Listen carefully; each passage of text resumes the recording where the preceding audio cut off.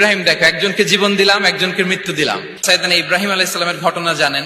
ওনাকে শিকল দিয়ে বেঁধে নমরুদের রয়্যাল প্যালেসে আনা হলো। নমরুদ বলল, ইব্রাহিম কাকে মানো? আল্লাহকে মানি। কোন আল্লাহ?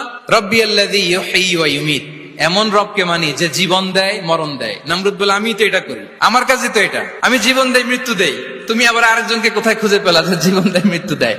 তো জেলখানা থেকে ফাঁসির দণ্ডপ্রাপ্ত দুজন আসামিকে ডেকে আনা হলো। একজনকে বলা হলো শিরচ্ছেদ করা হলো, আরেকজনকে বলা হলো শিরচ্ছেদ করতে যাবে, বলে স্টপ, থামো, ওকে ছেড়ে দাও, ওকে আমি জীবন দিলাম। ইব্রাহিম দেখো, একজনকে জীবন দিলাম, একজনকে মৃত্যু দিলাম। ইব্রাহিম আলাইহিস সালাম বললেন, ফাইন্নাল্লাহা ইয়াতি বিশ-শামসি মিনাল মাশরিকি ফাআতি বিহা মিনাল মাগরিব ফাবুহিতাল্লাযী কাফার। নমরুদ, বুঝলাম একজনকে তুমি জীবন দিলা, মৃত্যু দিলা, এটা তুমি করতে পারো, জীবন দাও মৃত্যু দাও, কিন্তু আল্লাহ তাআলা প্রতিদিন উষা লগ্নে পূর্ব দিগন্ত থেকে সূর্য উঠান, গুধূলি লগ্নে তিনি পশ্চিম দিগন্তে সূর্য ডোবান। নমরুদ, তোমার যদি ক্ষমতা থাকে তুমি সূর্যকে পশ্চিম দিক থেকে উঠিয়ে পূর্ব দিকে একটু নামাও। ফাবুহিতাল্লাযী কাফার।